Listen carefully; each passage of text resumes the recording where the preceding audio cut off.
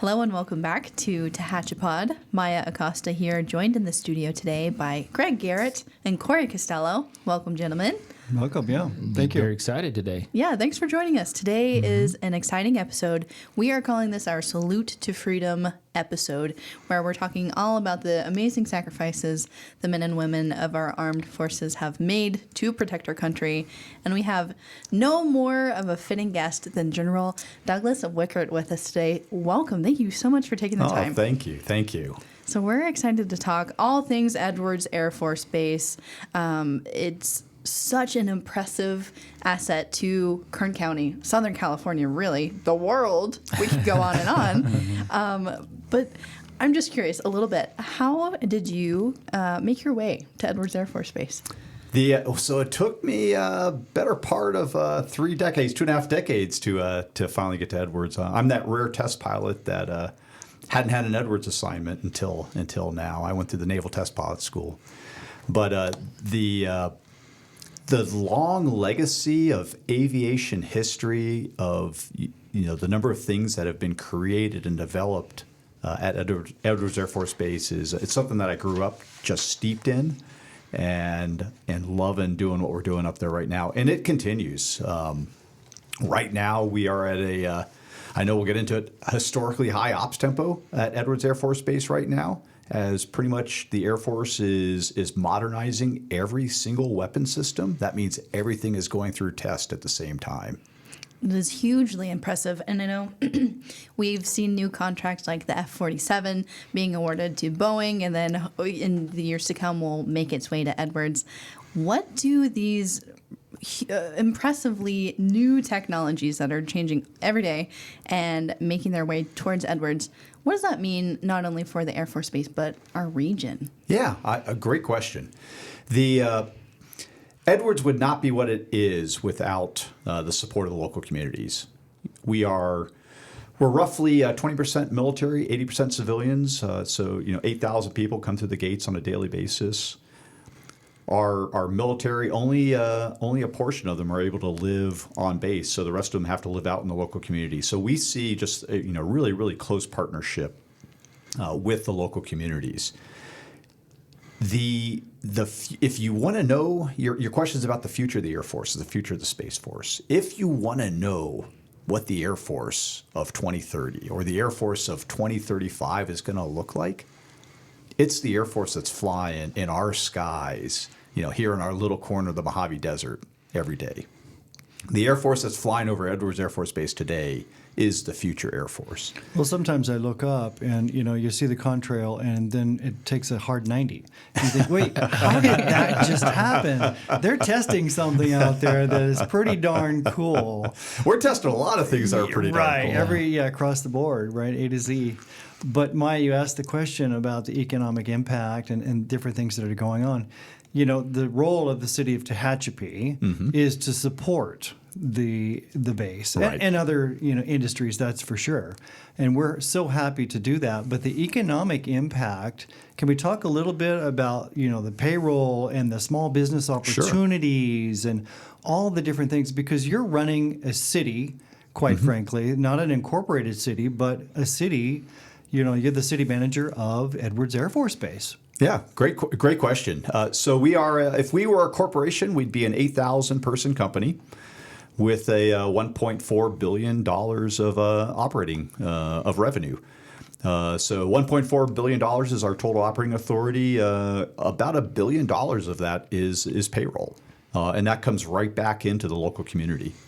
So you could typically, rule of thumb, you can often look at the second order effects. Kind of like a 10-to-1 is the economic ratio multiplier.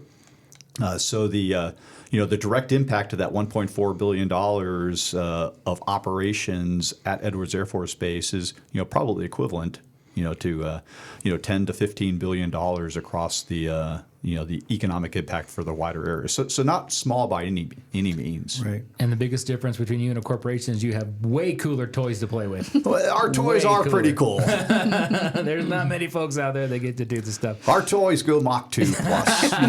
Hey, you see, he said Mach 2 plus. Yeah, that's the future thing That's that he's fine. talking about. That's right. the That's future right. reference. Absolutely. And maybe explain to folks too how, I guess, the process. But someone comes up concept for a future aircraft or whatever it is, and then there's contracts awarded, and then where does Edwards kind of fit into that sort of? Then this becomes combat ready. Oh, I love this question. I Real love quick, this. I Yes. saw on your website though, Corey, if you want to come test with us.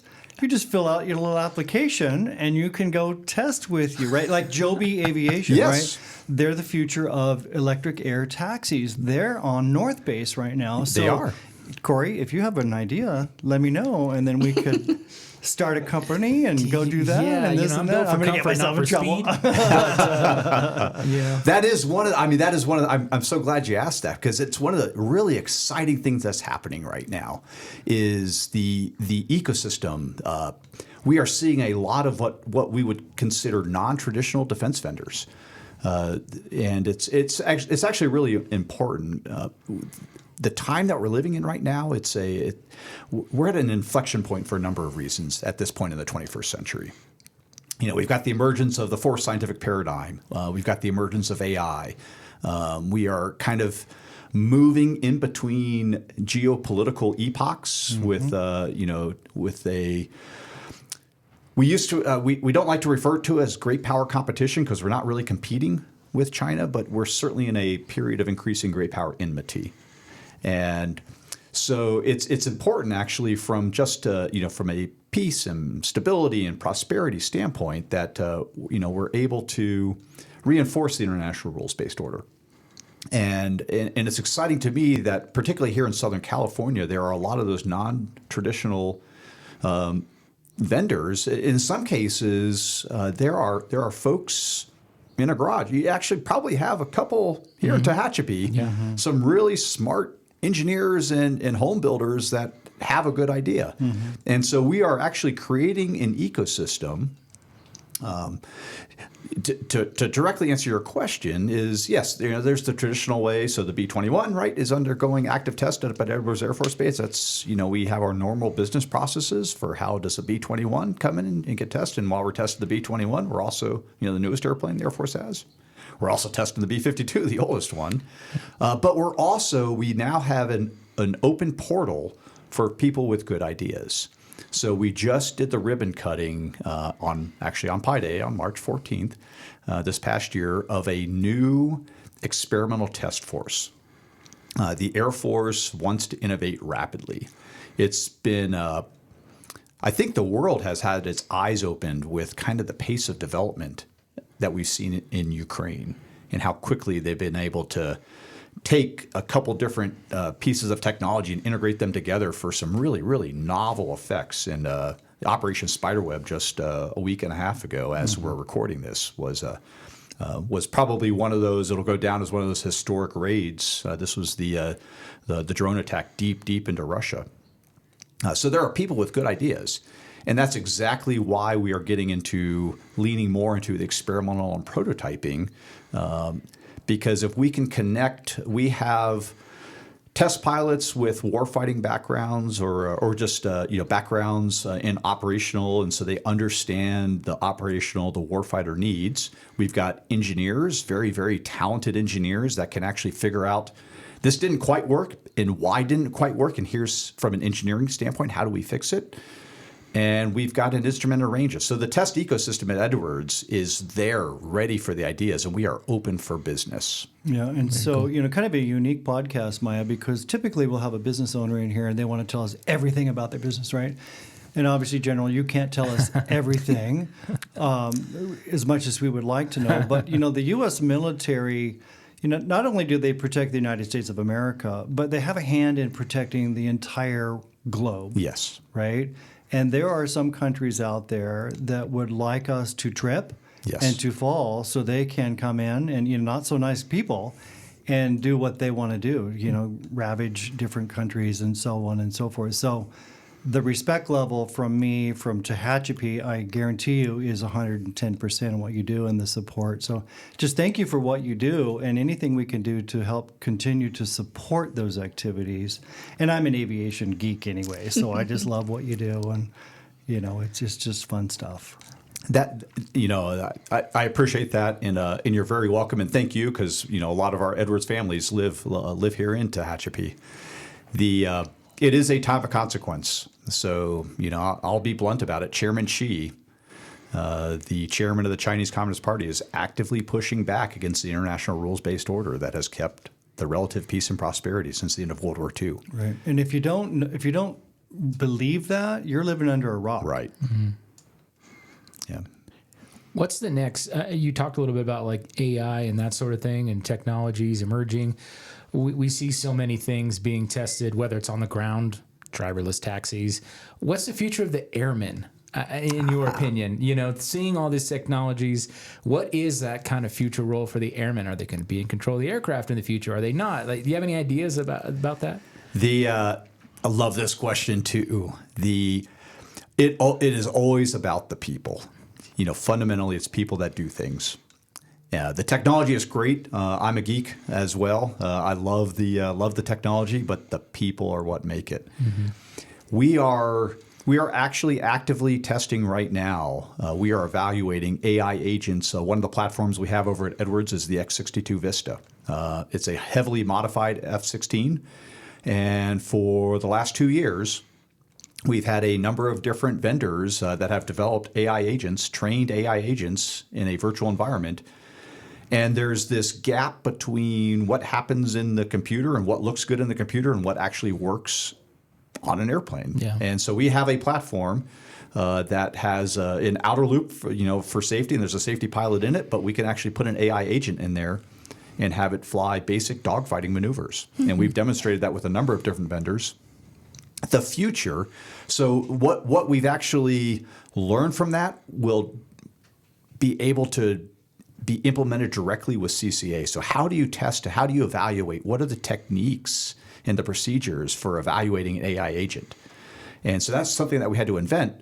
The fact that we did that ahead of time means that when CCA flies later this summer, and those are going to be autonomous flights initially, so there's not going to be somebody, at a remote keyboard flying. They're going to push a button, say start, go, and the autonomous aircraft is going to do it autonomously. So we got the YFQ-42 Alpha and the YFQ-44 Alpha. Both are going to have their first flights this calendar year and then come to Edwards. The future, CCA is very, very bit a part of that, is a human-machine teaming. And so, I don't ever see it just being all AI or just all autonomous, and there's probably ethical reasons that we never want to turn war completely over to robots. But what we really see is that the AI and the autonomy can make the human better, and there's things that ChatGPT doesn't get everything right all the time. In fact, it makes things up. Yeah. But humans can recognize that. So the pairing together of AI and autonomy with the human really makes them both better. And so that's the immediate future. When Corey writes staff reports, they're always ChatGPT. And so I'm like, dude, Microsoft this is not, Copilot. You got to remember to take away the prompt that you wrote. Would you like me to tell you more? No, I'm just kidding. So when we talk about the mission, so I'm going to read the mission of the base. We test and evaluate advanced aerospace systems with world-class installation and mission support to accelerate war-winning capabilities to the warfighter. And that's not just for the United States of America, but that's to our partners. Yes, it is. Throughout the world, Australia, Great Britain, those They're sorts there of all the countries. time, right? They are So there all the time. And I will take our partners over Chairman Xi's partners anytime. That's one of our competitive advantages, right? Yes. We've got the Aussies, we got the Brits. Mm-hmm. Chairman Xi, he has North Korea, Putin, Iran. I'll take ours over his. Yeah, North Korea's launch of that new destroyer went really well the other day. So, things get skipped. I'm chuckling here with a little bit of Schadenfreude. But that's Navy. We're here to talk about No, I'm Air Force. just saying it's a point of their military technology. I mean, it might look good before you actually try to perform. Yeah. And then your vision, the center of the aerospace testing universe. Yes. testing tomorrow's war-winning capabilities today. Yes. And that's quite the statement. And that's what you do, and you do well. I mean, your team members, whether they're military or civilian, and the support structure, I mean, you guys are world class. It is. We were just telling the story. So we had yesterday. We had a group of local community come through, and we were telling the history of Edwards. We started. So 1933 is originally when the Army Air Corps brought a presence. We had a bombing range out there at the dry lake bed the lake that had no water. The old quorum stop on the railroad before they came further downhill through Tehachapi. So. Yeah. But really, 1942. So during we were new into World War II. The jet engine had just been invented independently by there was a German Oheim and there was a Brit Whittle, Sir Frank Whittle. The jet engine was invented. We didn't want the world to know that we were working on a jet fighter. And so in 1942, they wanted a location that was remote and isolated so they could do things in secret. And it turns out that those early jet engines they didn't have a whole lot of thrust, so you needed a lot of runway to take off. And they were also unreliable. They quit. They had a tendency to quit. So you actually needed a place to land. The lake bed, the Rogers Dry Lake bed was perfect for that. And so ever since then, since 1942, since we got our start there on that very first jet engine, every generation of fighters since then, so first gen, second gen, third gen, fourth gen, fifth gen fighters, all developed at Edwards. And the F-47 is going to show up here in the next couple of years. That'll be a sixth gen fighter. CCA is a sixth gen capability that will fly first with fifth gen. First time the space shuttle came back from space. I was there. Outstanding. 1982. Prince Charles was in attendance, and Greg. Prince Charles and Greg. It was a school field trip. Oh. And we went out there, and we weren't beside the prince or anything. We were like 10 miles away. But I remember clearly, and that was a moment we were talking earlier before we started the podcast about moments in time where it burns into your brain. I was 7th grade. And went out there and watched the space shuttle, peel off and do its thing. Yeah, you would have heard the sonic boom as it came back in. It was amazing, yeah. I had a chance to see it twice. One officially as a NASA guest as a kid, because everybody up here knows somebody who works at NASA. And back then they're just, I'll get your passes. And we stood at the fence for hours, and it was impressive to watch this thing come in. No power. You'll miss it if you're not watching quick. You get one chance. And then make a U-turn and come down and land. And the second time we were coming back from my grandma's house in Vegas, we heard the sonic boom. We're like, what are these people on the side of the freeway? Oh, the shuttle's coming in. We pulled over and watched it land too. So it's an impressive facility and those types of feats. And remember as a kid seeing the original stealth bomber flying around as it was testing at Edwards, and that was, you read about it, and then to actually see it in the sky, it looked like Batman. It was so cool as a kid to see those sorts of things. Yeah, so that center of the aerospace testing universe, that's I hope that's not taken as hubris. Because it's actually more than just it's just the fact that where we are here in the AV, the Antelope Valley or the Aerospace Valley, depending on, there's just so many things that have happened here through history. The fact that NASA Dryden, now NASA Armstrong Flight Research Center is there on Edwards. Of course, the Mojave Air and Spaceport and all, winning the Ansari X Prize in 2004 with that great, Burt Rutan and the great scaled team. It's just there's so much that's happened here. So that center of the aerospace testing universe, kind of vision, is really just a statement of the partnership between everybody that comes here. To the what used to be the Wild West, but which is really just the frontier of aviation and continues to this day. Right, in your partnership with the Navy. China Lake. Yes, China Lake. You share airspace, and you guys do so much testing between the two of you. It's remarkable. And that's growing. So the systems that we're testing now actually span much greater geographic areas. So one of the enhancements that we're doing right now with the Navy, I'm glad you brought up that partnership. We are connecting all the ranges. So off of Point Magoo, we have all the sea ranges, and we're actually wiring those ranges together with our R2508 complex. I think our Congressman Fong is hoping to work on that. He was, it's so important with the hypersonic and all the different hypersonic things. corridors. And Yeah, good stuff. And a point of pride for us, I would say, as an entire community of Tehachapi, and me personally especially as well, when you see those things, as you pointed out, whether it's a machine from Edwards Air Force Base, or it's something from that you see private space flight, and every time you see these things and you hear about it on the news or there's a test, you just really know that somebody that's living in Tehachapi had a place in that. Yes. Right? They were either working on the engine, or they dealt with some of the testing, or they dealt with the composites, or they were flight testing at Edwards. Like, it's amazing that a community our size is having such an impact on the global mission, whether it's defense or it's private space flight or all those that are intertwined. It's really a very cool point of pride to understand that your neighbors are working on this stuff that's the future of the military.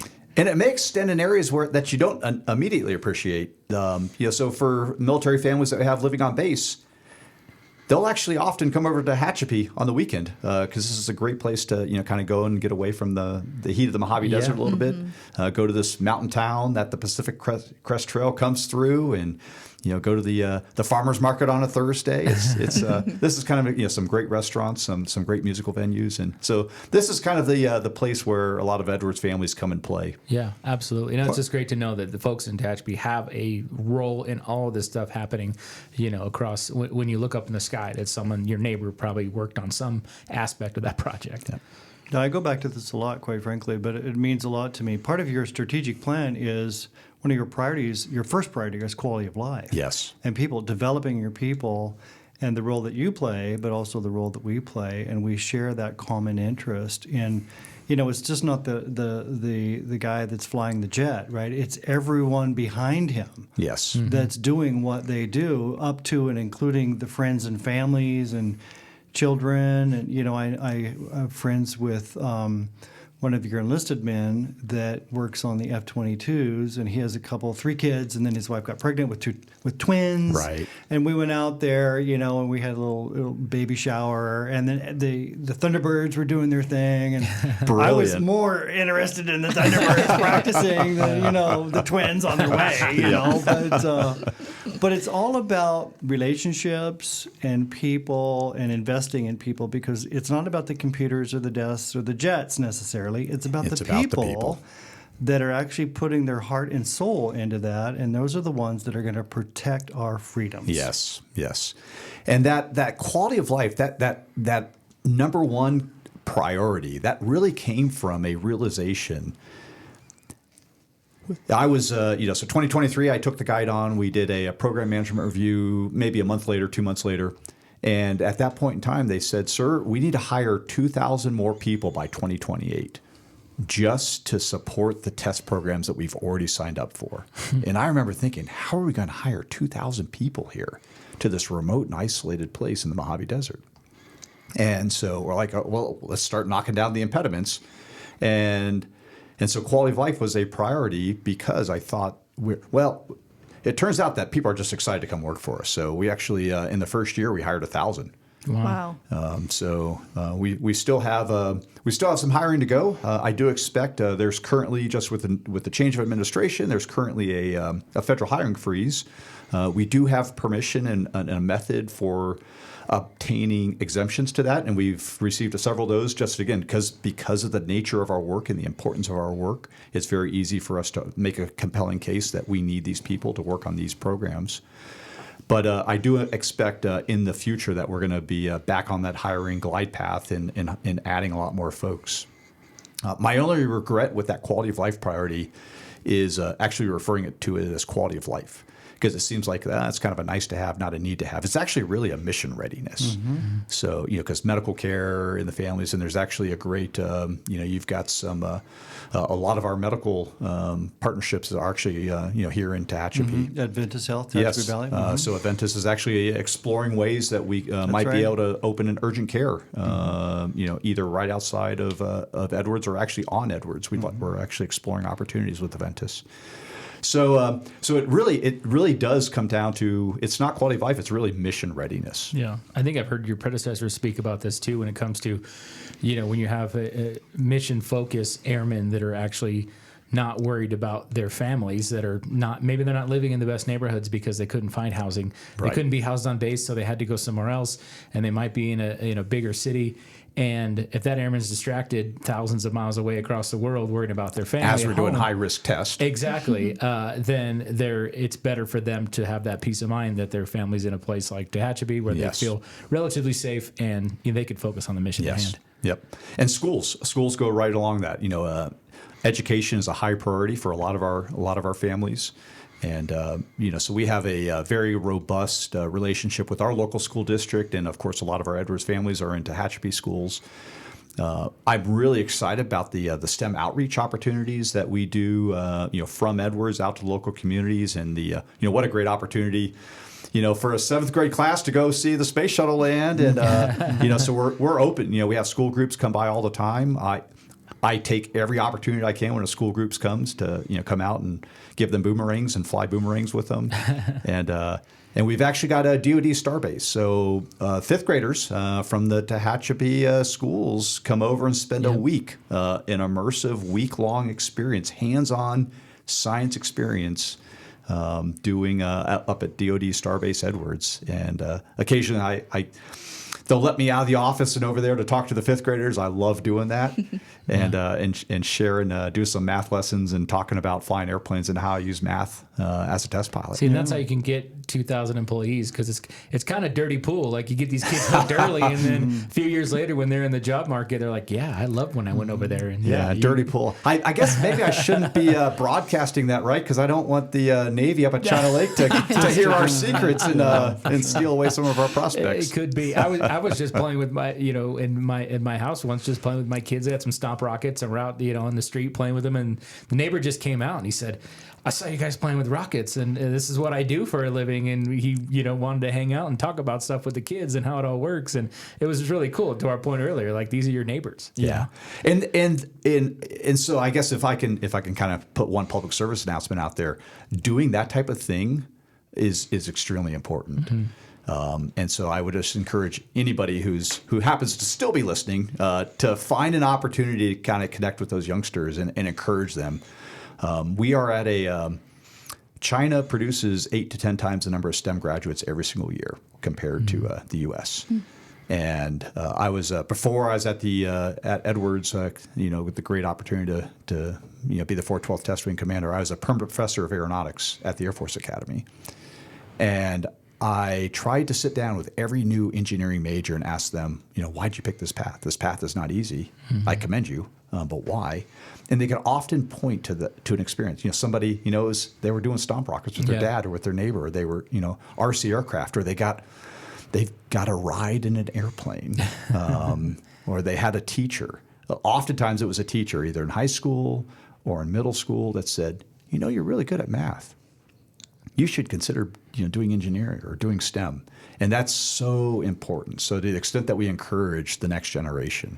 Yeah. Well, talking about encouraging, I know the Air Force has a museum. It's not officially the Air Force, but there's a group, a nonprofit, the Air Force. Yeah, it's the Flight Test Historical Foundation. There you go. Thank you very much. And there's a museum inside the gate, but I know that there's a fundraising effort to relocate the museum on the outside of the south gate. Right outside the west gate. West Gate, yes, sorry, yes. And just outside of Roseman, which the city of Tehachapi has donated. Yes. And I would encourage people to donate, to get involved, and to make an appointment and go and actually see the museum and see some of the historical artifacts from years past, and really encourage the youth to start thinking about, I might want to do this, or I might want to do that, right? So it's a great little museum. It's like a hall of fame. It is. I mean, you walk in, you're like, wait, this guy was here? I know that name. Yep. That guy was here? It's crazy. We just found, we were back in, we have a lot of artifacts. We don't have the space to display them. Eventually we will in the new, and the skeleton of the building is there right at the west gate. We were just going through some boxes, and they pulled out this old pressure suit from the X-15 days. And it's got the faded NASA and meatball on it. Yeah. And they look at the name inside the pressure suit, and it's in Armstrong. And I saw that. It's actually Yes. on display. Yes. Yeah, it's on display. And I'm Yep. like, whoa. The are lady you pulled it out of the box and serious? showed it to us. She's like, you can touch Yeah. it if you want. Yeah. That's like the Grail. Corey was afraid to touch it. I was touched like, it, but he was you afraid. know, this is holy ground here. I don't know. Mess with Yeah. it. Before Neil Armstrong walked on the moon, he was walking on our flight line. Yes. Wow. Yeah, that's the crazy Amazing. part. You realize just when you see all that stuff, how much, and even what, and Greg, you might remember what aircraft was on display inside the current museum, but how big it was, you know, to just, you're like standing under the wing as it's inside this museum, and it's amazing the size of these things. Yeah. I had the opportunity once for an award ceremony. Went to Wright-Patterson. They have a beautiful museum Yes, there. they do. And we had a dinner Yes. underneath the wing of I don't remember what it was. It was a big bomber. It was Yep. years ago. But that was a moment in time also. Yes. Like, are you kidding me? Am I here having dinner underneath, you know, a B-52 or whatever it was, you know? And that was one of those moments where you're like, okay, I am into this. Yeah. I have to know, General Wickert. Sorry to. Oh. I'm just dying. Oh, to know. Maya's here. Oh, okay. I told Maya before we started, Greg's going to carry this one. I'm just going to interject. I had to get my few questions out at the beginning, but We do have a host. but we're talking about these moments in time and exposing kids, especially to the wonderful world of aerospace. What was your moment in time? Great question. Great That's why she's question. here. Oh, yeah. That's We only hire the best. yes. So this actually has a local connection. So, 1986, there was something. So first time that an airplane flied unrefueled around the world. It was Dick Rutan, Gina Yeager, aircraft designed by Dick's little brother Bert, and Greg, you actually have a connection with Bert, Oh, don't you? yeah, absolutely. Yeah. Yeah. Go ahead, though. This is Yeah. your story. So it was a really dramatic. In this, so when Voyager took off in December 1986, it was the first time that they had totally fueled the aircraft. The wings were full of fuel. The wingtips were actually dragging on the runway. They had to get to, I believe it was 86 knots. I actually used the video of that takeoff whenever I taught the takeoff performance lesson to aeronautical engineers. And it's dramatic. 2.5 minutes. I mean, imagine getting in your car and taking 2.5 minutes to accelerate to 80 miles an hour. It's extremely slow, and you didn't think it was going to make it. And then when it did make it, they were airborne, but they still had to climb over the ridgeline. You saw the Tehachapi ridgeline in the background. That was before there were lots of windmills out there, but they still had to climb enough to get over the mountains. And that was just the start of 9.5 days of incredible excitement. There was a typhoon in the Pacific, Typhoon Marge, I believe, that they had to go around. And the original plan was to go right over the northern part of Africa. And this was right after the El Dorado Canyon raid of 1986. So Muammar Gaddafi had bombed a nightclub in Germany. In retaliation for that, we had raided a raid from England all the way around the Iberian Peninsula to attack Libya. So the Libyans, Muammar Gaddafi was absolutely convinced that this was a spy plane, and he said, "I'm going to shoot it down." So they had to divert further south and ended up in the tropics during in a lot of thunderstorms. In the middle of the night, they're in a thunderstorm and then found themselves, in 90 degrees of bank at 10,000 feet. And of course, the fuel wasn't working right, and the fuel pump quit working, and all kinds of things. And at the very end of it, right, 9 days later, they're coming up Baja, California, and the engine quits. And they had to get the other engine restarted. It looked like they were going to have to ditch, just mere couple hundred miles away from the destination. They finally landed back at Edwards Air Force Base because the rule was you had to, took off from Edwards, it landed at Edwards. So this is December 1986. In 1986, there's no internet. The ARPANET existed, but nobody knew about it. A couple universities were connected to it. Cable TV was a thing, but you didn't really have it. So there were 3 broadcast channels, and they all covered it on the nightly news. And so there was a 13-year-old boy who was home from school on Christmas break who watched every single update on the news for 9.5 days, read every single article they could. And that experience on that 13-year-old boy might have been influential in kind of the life choices that they ended up making and what they studied in school and what they did. And I actually had the opportunity to work with Burt Rutan and Scale Composites many, many years later in my Air Force career. And so to come back full circle. So that was my kind of seminal event growing up, where at 13, I knew what I wanted to do. I remember that news footage you're talking about, and I wasn't quite 13 at the time, but I remember that. I remember Channel 17's coverage of them making the landing. And that's, to this day, I still remember that, how big of a deal that was. Yeah. Interesting. So I tell that story to cadets all the time when I was teaching at the academy. And so Dick Rutan and Jeannie Yeager, they were partners before they started, and they weren't really talking to each other after 9.5 days. So, the life advice that I would offer cadets is, if you think you found your life partner, maybe get into a phone booth and spend 9.5 days. And if you're still talking 9.5 days later, it was meant to be. And we weren't talking about a big comfy cockpit either. No, it was not. It was loud. Yes, that was a very interesting aircraft. You guys should have. It's really cool to hear this story, but you should have been there. Yes, right. There was right? Greg. You were Prince, yeah, and then Greg. Yeah. Was Prince there too? Or quite. No, there was no Prince. A bunch of people that wanted to be king and queens. So that moment then translates into a general commanding the Air Force. It does. 412th. I mean, that's being a general and the 412th commander. To me, that is so amazing. I mean, the competition seems to me like Edwards would be a very competitive place to be, right? To command, right? Because you are the tip of the spear when it comes to testing and making sure that those technologies are the highest quality, and we're protecting the pilots and everyone. That whole business model.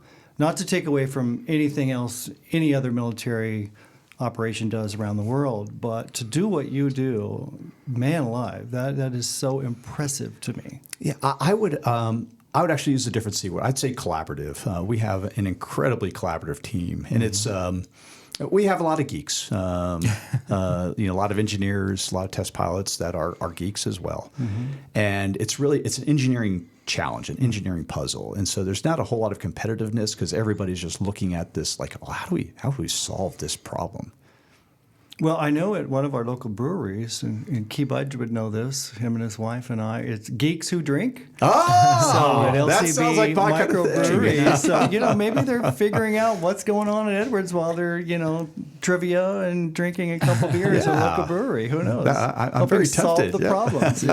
Every Wednesday night, LCB outstanding. We'd mentioned this earlier before we started the show, but and you talked about really where you're at is in terms of hiring in the future and military spending. But you kind of brought up the point that like the goal when it comes to military spending is not to necessarily, yes, you want to have the tools to win if you get to that point.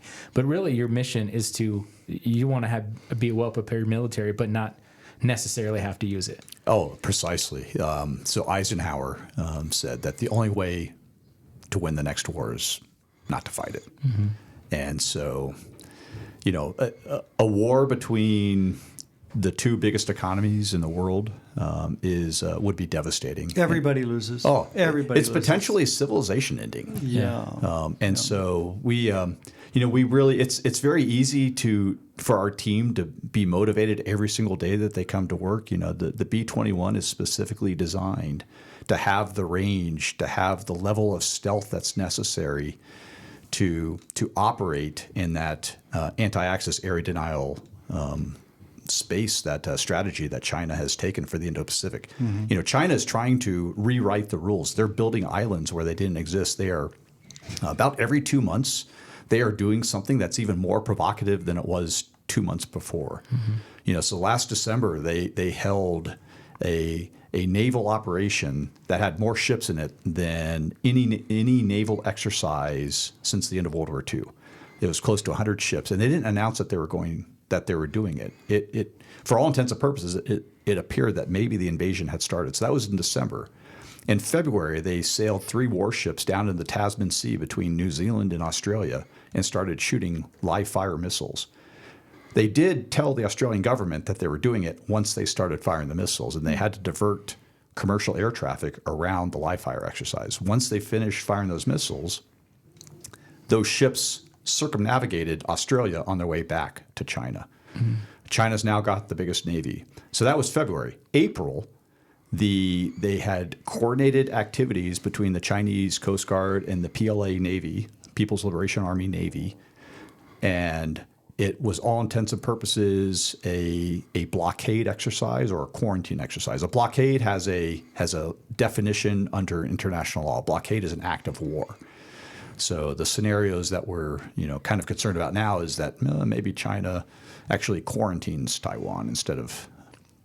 So regardless, there's just a lot of provocative activities, and so we see our job at Edwards and the fact that we're working on the B-21 as we are trying to change Chairman Xi's calculus about starting World War III.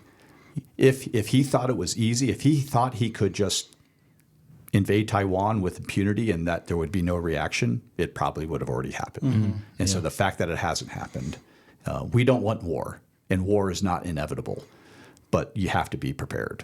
And even just that sort of statement and conversation, I think previously in previous wars, it was, let me find the biggest biggest explosion, biggest ordnance, but now it's more on the precision and stealth. It is. More than anything else. Before it was just me build the biggest and baddest and have the biggest impact, but this is like, I'm going to build something you never see coming. Yes, you're exactly right. And that's the strategy. And again, it was to bring kind of the legacy of Edwards again. It's what we now call the second offset. It's the approach that we took with the Cold War. So there was no way that we were going to be able to compete with the Soviets in terms of numbers. If you looked at the status of forces in Europe, the Warsaw Pact outnumbered us 2-1, 3-1, 5-1, depending on which weapon system that you look at. How many tanks, how many helicopters, et cetera.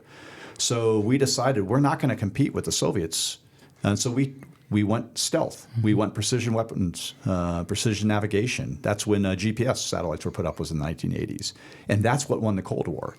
And it was on great display in Desert Shield, Desert Storm, or I should say on just, it really surprised the world how we were able to drop GBU-27s right down elevator shafts with very, very precise, trying to minimize collateral damage. And China, in particularly, went to school on Desert Shield, Desert Storm and studied what the U.S. is capable of. And over the next 20 years, until 2010, Chairman Xi came to power in 2012, 2013. They started to develop a force, and that was only accelerated when Chairman Xi became the chairman of the Chinese Communist Party. He was only supposed to serve for 2 terms, 2 5-year terms. He rewrote the Constitution, so he can now serve for life. So Chairman Xi is an authoritative. You've heard that one before, yeah, right? kind of like Putin, this right? Is kind of this is the playbook, right? It is.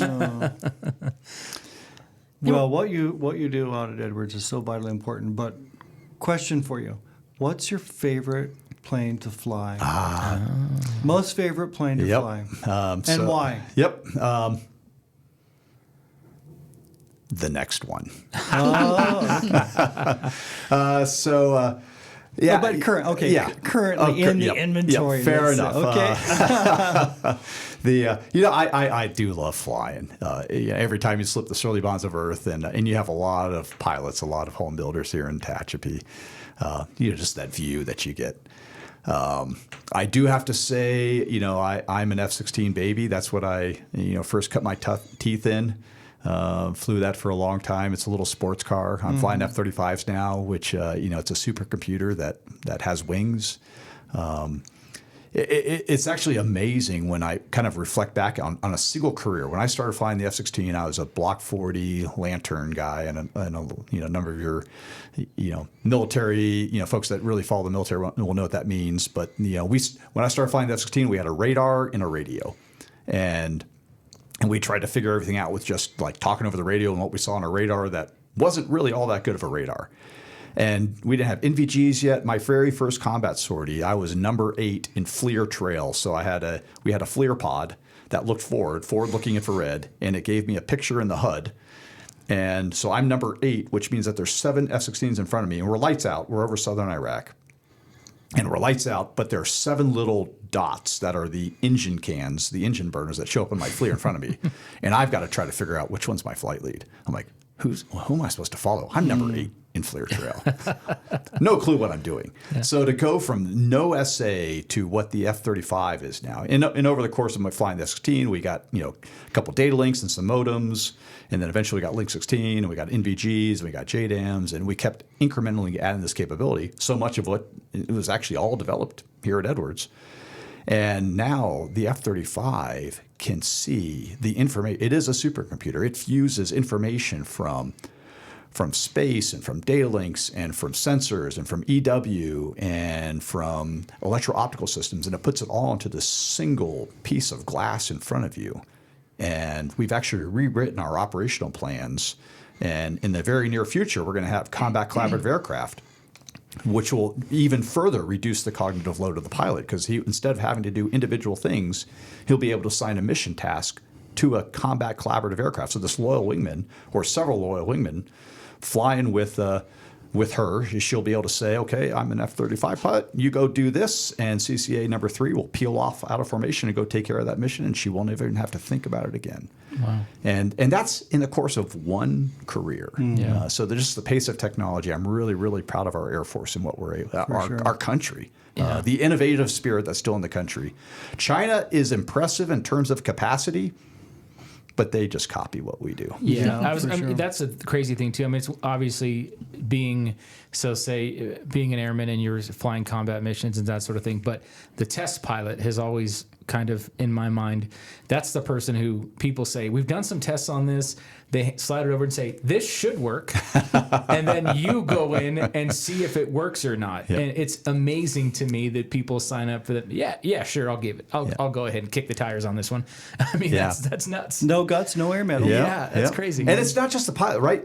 So, and it's the engineers, it's the analysts that look at the data and not only figure out, well, it didn't work, but why didn't it work and what does it take to fix it? Yeah. And the maintainer that actually, in many cases, a pilot without a maintainer is just a pedestrian. That actually, hey, we got this new box is supposed to connect to this and it's supposed to work, and it's actually the maintainer that figures it out. I think one of your colleagues at Edwards at a meeting I was at he was in charge of the maintenance division, and he said, what was his line?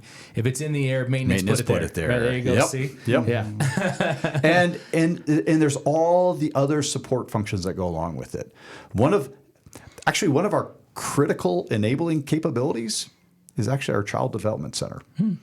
We've recently had to reduce hours because we don't have enough CDC workers up at Edwards Air Force Base. We used to offer 12 hours of childcare, and we have some missions that span that. They start really early or go really late, and that's going to impact test missions. And so it really does take a team, it takes a village to do everything, and we've got some great folks working on the team. Yeah. Well, and it's that old, the old JFK story, right? Goes, visits NASA, talks to the janitor, and he said, how do you like working here? He said, are you kidding me? I put a man on the moon. Yes. It's that mentality that makes it all work. Yes. Good stuff. Guys, I'm sitting back listening, as I typically do in these conversations. I love being a fly on the wall and hearing just the amazing technologies and information that is coming out of Edwards Air Force Base. It is so impressive. Is there anything else, General Wickert, that you want us to touch on that we haven't asked you about so far? We are going to be hiring. Right now we're not, but if you're interested, reach out to us, because it's going to happen, and we're going to need people. We are at a historically high ops tempo, and it's also it's an incredibly exciting time to be part of all this. So we want people to come join our team, and there's also other ways to. You actually don't have to work at Edwards to be part of the team. So again, the Tehachapi is just beautiful little, corner in, nestled in the Sierra Nevada, and so it's just it's a great place to come over and escape to. So we're all in this together. The fact that this complex human society works at all is always amazes me to think back. So if you're a teacher or if regardless of what you do, you've got a part in it. And so I guess that's my thought is I just want to thank everybody for, and particularly, right now as we're, kind of, seeing, widening polarization and divides and everything is like, hey, let's just come together as a community and actually have meaningful conversations with each other. Couldn't agree more. Maya, I have 2 questions. Would you like to share with us your call sign? Ah, yeah, I'm happy to do so. Yeah, so my call sign's Beaker.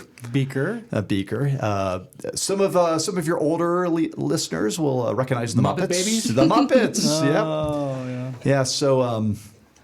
I can see it now. Yeah. So you grow to resemble your call sign. I didn't look like this before. My very first fighter squadron. So, I'm a graduate of the Air Force Academy. I went to MIT for grad school immediately after graduating, before I went to pilot training. I show up my first fighter squadron, and they put you in the weapons shop. That's where you put all the new lieutenants. So I'm the hapless lieutenant in the weapons shop. The chief of weapons was several years older, was also an academy graduate, had also gone to MIT for their graduate work before going through pilot training. His call sign was Bunsen. He had over-rotated on landing on an F-16 and had drug his burner can on the runway. That sounds expensive. There's a couple of the turkey feathers needed replaced. So he got the call sign Bunsen for Bunsen burner for dragging his burner can down the runway.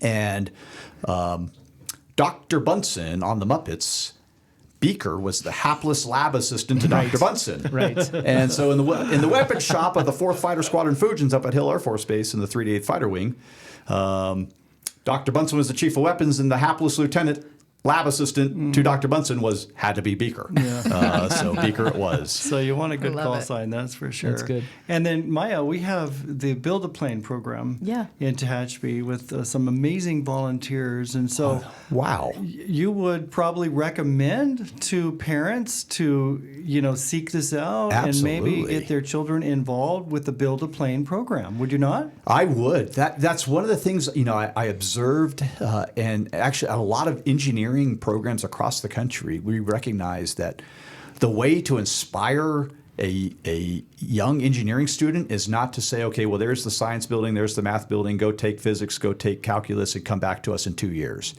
The way to get them excited is to get them hands-on doing something engineering as a very first experience. So that's something that we started at the Academy with 3D printing. And I can't think of a better way for, before going to university, for a student to get excited about opportunities. All aspects of aviation. Yeah, exactly. From the maintenance in the building to actually being an engineer, being a pilot. It's just it's something constructive and productive to do that's not on a screen. Yeah, so many great volunteers, and my wife and I actually rent the hangar for the program. Fantastic. We've been doing that for a couple of years, but the people that are volunteering their time, much greater contribution, and they're retired NASA, retired Air Force, so on and so forth. So these people really know what they're doing. And it's a very exciting program. What a great program. It's been several years in the making. So they're on their 3rd kit airplane, and they build them, and then they fly them, and then they sell it and buy another airplane, and it just works out really well. That's phenomenal. Hey, can you imagine the excitement of actually having your hand, helping to build a wing box, helping to construct put the stringers in, and then to go see something fly that you helped build. That could be that moment in time. That right? moment, it could be that seminal experience. Yeah, That's awesome. Well, in building those moment in times as well, we have, going along with the Build a Plane program, coming up on August 2nd is our Young Eagles Flight Rally. So this is an exciting event that we're bringing back where kids ages 8 to 17 can go on a free flight with some local pilots around the Tehachapi area and learn all about what goes into. This is a beautiful place to fly. Yeah. Tell us the date again on that, Maya. Saturday, August 2nd, and people need to register ahead of time online. I believe it's eaachapters.org.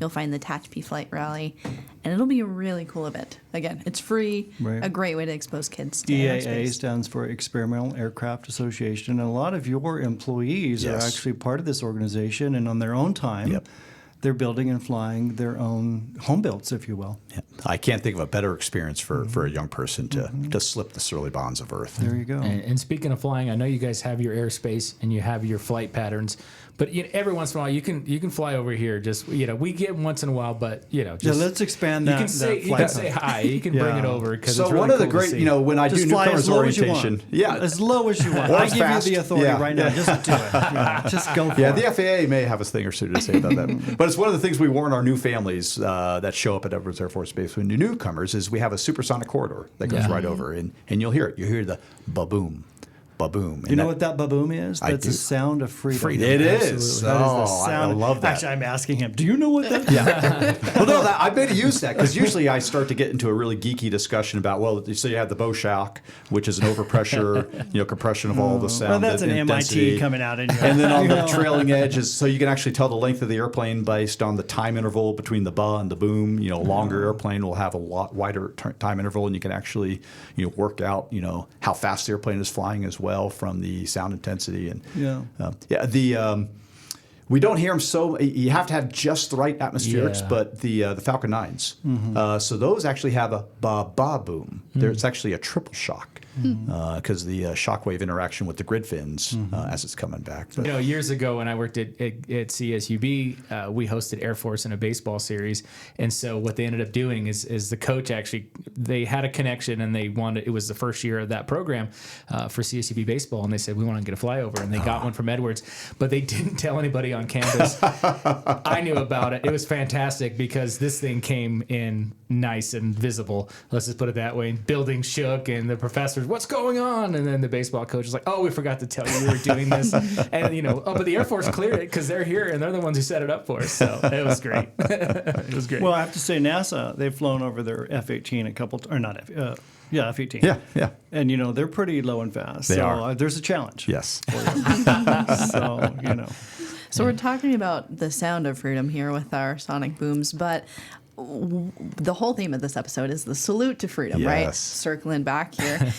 This is kind of like an essay prompt question for you, but what does that mean to you as general with our Edwards Air Force Base here and serving our community, our nation, our world? What does that mean to you? Yeah. Oh, that's such a great question. It is a great question. I'm sitting here thinking, I'm not sure I could answer that. No. I'd have to think about it for a while because it means so much. It does. It's so deep. This really is a time of consequence that we're living in right now. We have a beautiful planet, and there's plenty of challenges facing us. The challenge that we shouldn't face is international war. And so I think we should always be striving for a peaceful world, and so because prosperity comes on the back of peace, and so and where does freedom come from? It comes from being willing to stand up to those bullies and those dictators who would rather take more for themselves and subjugate the people that they should really be helping and uplifting. And so, the fact that for most all intents and purposes, the United States has generally been, very good about upholding that international rules-based order that does ensure peace and prosperity. And it hasn't always been that way, right? We've had at times, fight for that freedom, fight for that prosperity. And we have stood up, and the fact that there are people today that are still willing to do that for the good of the rest of humanity, I find deeply encouraging. It's actually a path I am.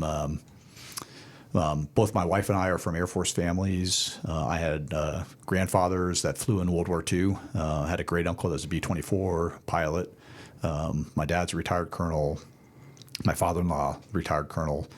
My oldest daughter, just commissioned as a second lieutenant a year ago. My son is doing Air Force ROTC right now.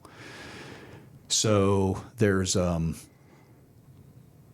wish I had a nice, succinct way. It's a beautiful question. And I guess I just step back and I see the international order and I see, the human species as this complex social, but we need rules.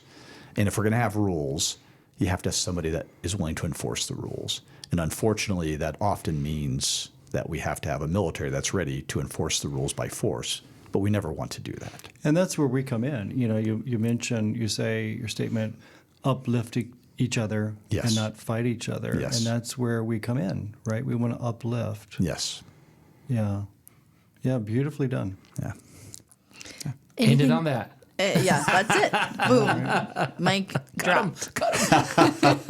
Anything else, guys, in closing? We covered a lot of ground today, but it was super insightful, and I think it'll really provide our listeners a whole new perspective on how Edwards Air Force Base plays such a pivotal, integral role in our community here in Tehachapi. Well, and I just really appreciate the partnership. All of our local communities, Tehachapi is a wonderful partner.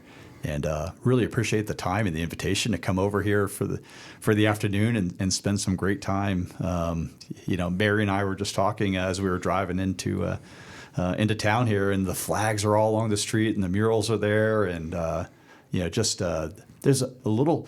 It's a little slice, a little corner, a little remembrance of Americana. Mm-hmm. It's easy to imagine, kind of, 100 years ago. The cars look a little bit different, but it still has that same feel. Not that I was around 100 years ago. I'm old, but I'm not that old. Well, wonderful. General Wickert, we greatly appreciate your time today. And of course, your service as well. This episode is all about thanking the men and women who have provided so much for our nation's safety. So thank you. Thank you. Greg, Corey, thanks as well for joining us today. Thank you. Ditto. Well done. All right. For anybody listening, if you have comments or questions about anything discussed today, you can email us, media@TehachapiCityHall.com. And thanks again for tuning in. We hope to catch you back here next time on Tehachapod.